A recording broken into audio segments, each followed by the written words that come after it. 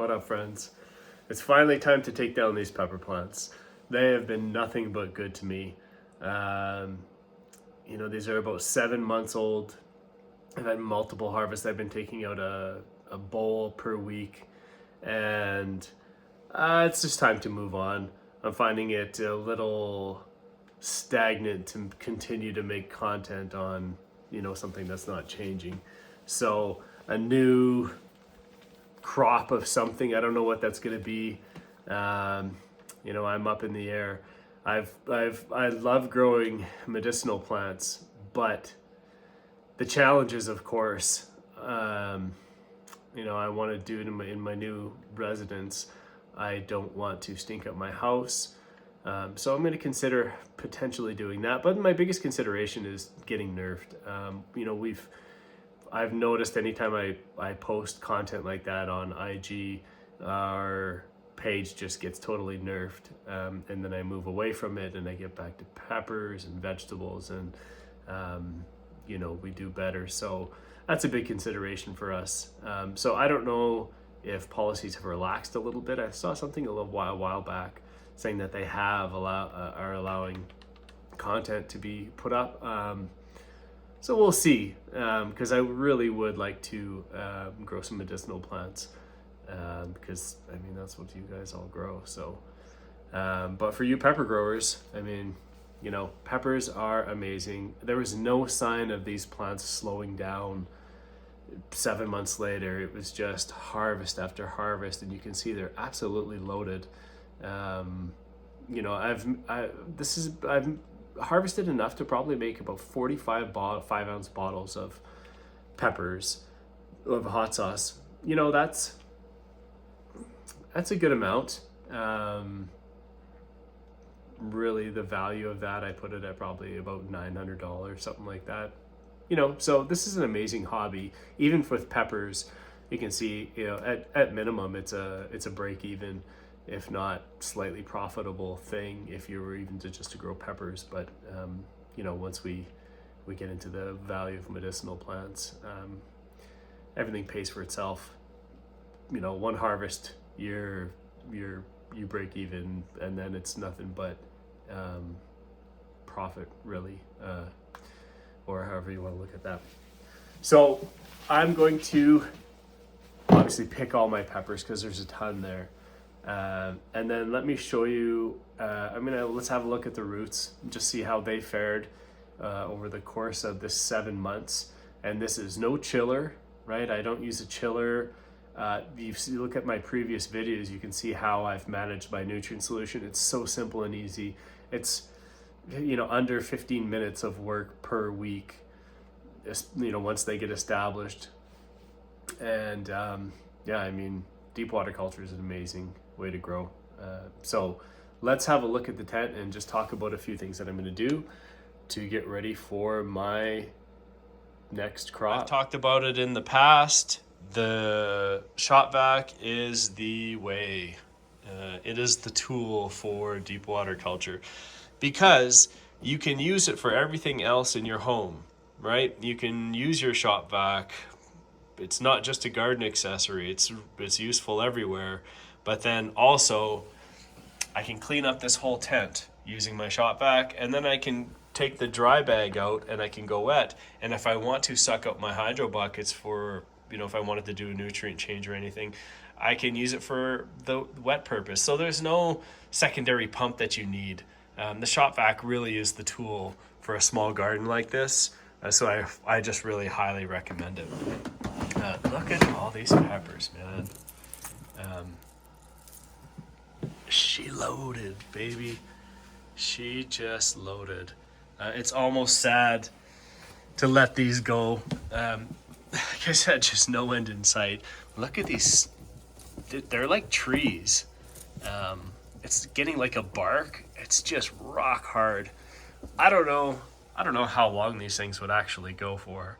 I think probably a lot has to do with the root mass, having a healthy root mass. But look at those roots, right? Like 7 months old, using beneficials, Hygroben and Hygrozyme to keep this root mass healthy.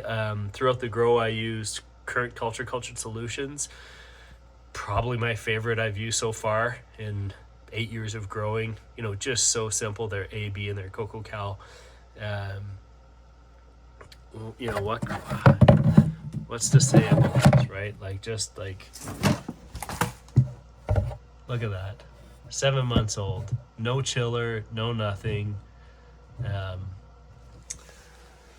love hydro. So I'm gonna clean up my tent, right? I'm gonna shop vac all this. I'm gonna make sure look in between the layer. You know, this all has to be removed, cleaned. I'm going to wipe down everything on the inside, clean my fan blades. That's important. You know, up until I got to mature plants, I was adding humidity, and this is something depending on where you live. In Western Canada, in the prairies here, we have a dry climate, so I'm always adding humidity until I get to a certain point in the grow, and then I'm in an excess of humidity, so then I'm expelling humidity. My humidifier is no longer needed. But up to that point, that humidifier that's running, it leaves, you can see, it leaves a powdery residue just from the minerals in the water. So that all has to be wiped down. That's going to decrease efficiency of the lights and stuff. So, you know, it's always good to start clean. You got to do that. I'll clean my, you know, I have a little humidifier here, right? I'm going to get that cleaned up. I'm going to take my air pump, give that a clean, check the filter, make sure that's clean, because there's a filter in there that gets plugged and reduces everything. I will, of course, scrub all these down, right? Make sure there's no contamination going into the next grow. I'm going to boil these. That's kind of what I do. Is I'll soak them in a low pH water with some enzyme. I'll boil them to sterilize them. I'll put some sterilizer on them and get them ready. Clean my hydro buckets and hydro lids, of course. Really, that's about it. It's not that much work. You know, it'll probably take me a couple hours and I'll be done. Of course, I have to say what up to the Grow Zibo tent, right?